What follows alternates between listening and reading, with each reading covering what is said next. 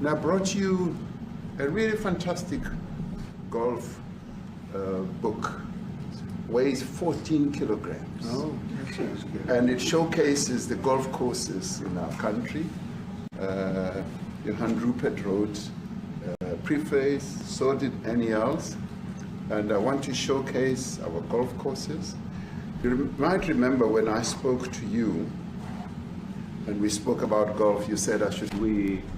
We have put together one that incorporates Live leNingizimu Afrika namangameli Trump waseMelika lomhlaba hlangene kulandzela indzaba lebeseyixabanise kakhulu lamavela amabili indzaba yokuthi emabhunu ikakhulu abalimi aphatheka kabe eNingizimu Afrika ayabulawa futhi kukhanya ukuthi esikhatsini letiningi vele bamukwa nemafamu abo kulo msebenzi lo lapha eOval Office khona nyalo nje khona lena eAmerica kukhulumile yena mengameli Ramaphosa achazela yena Trump ukuthi lokhu akusilo nani iqiniso.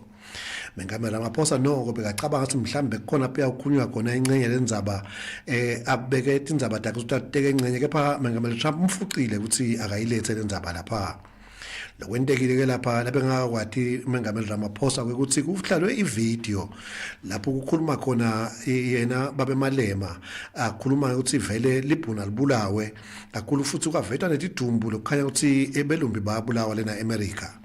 Kube likhuni ke nebenkosi lenhle kuye mengameli Ramaphosa ukuthi ayilungise leyo ndzaba kodwa ke ubese sowusebenzisa la hamba nabo labamhlophe nabo laba bese bayachaza ukuthi cha eNingizimu Afrika akusiyo inkinga kakhulu ukuthi kubulawa emabhunu kubulawa bonke abantu budlwangudlwangu busedulu kakhulu. Mengameli Ramaphosa ubese ucela yena futhi mengameli Trump ukuthi akaliside eNingizimu Afrika ikakhulu ngetechnology kuze kuthi batawusitakala ukuthi kubanjwe letigebengu ngoba wonke umuntu uyabulawa futhi enzaweni ehlukehlukene. Kukhulunywe nebenkosi lenhle ikakhulu nje ke bona labamhlophe yena lo induna etete kulima umnumzana Steenhuisen aphindze abe futhi lilunga lephathi yeDA lekhona lapha eNingizimu Afrika naye ushito kahle hle wathi mbaba akusiyo indzaba ukuthi khona abantu babulawa. Kepha nje umthetho weNingizimu Afrika uvuma kahle hle ukuthi bonke abantu abadlalisane kepha washo ukuthi vele balidinga lusito lweAmerica. Any else lophindze abe ngumngani wakhe President Trump naye ushito kona lokho washo ukuthi vele bakhanza kubalulekile ukuthi iAmerica ayibaside washo nanaye ukuthi mbamba akusiko ukuthi mhlambe kuqoshwa abantu laphana kepha nje ukuthi wonke umuntu uyathenzeka la kulendzaba lena.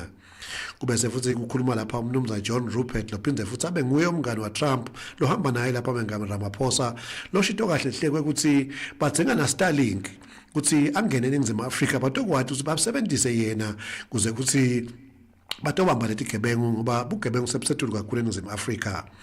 Lo myelo okhulumile kube nguzingiswa loSiwe Khosatu lohamba naye President Ramaphosa lovele wachaza naye ukuthi kubalekile ukuthi kwatiwe ukuthi cha lapha hayi ukuthi labantu babulawa ngepolitiki kepha nje budlwangudlwangu lobukhona eNingizimu Afrika kuganga kunyenti ngakho naye wacela lona le office. Uphinde futhi wachaza ukuthi indzaba ukuthi kuyathathwa emafamu ebelungu akusilo liqiniso ngoba mbamba manje eNingizimu Afrika kulamalanga lawa ukhona labathengiselene futhi ke uhulumende ubhadale kakhulu kunale mali lebefuna bayibhadale. Kube sekukhuluma yena mathupha Elon Musk naye lophinde wabavumela washo naye ukuthi mbamba vele kukhona inkinga etikhona waze washo sineminakabo kulesikhathanyalo vele unefamu eNingizimu Afrika futhi akafuni kusuka khona eNingizimu Afrika. Etindzabeni le channel eMaswati ngiqhawe mamba nakhanyisile mabuza eMbabane.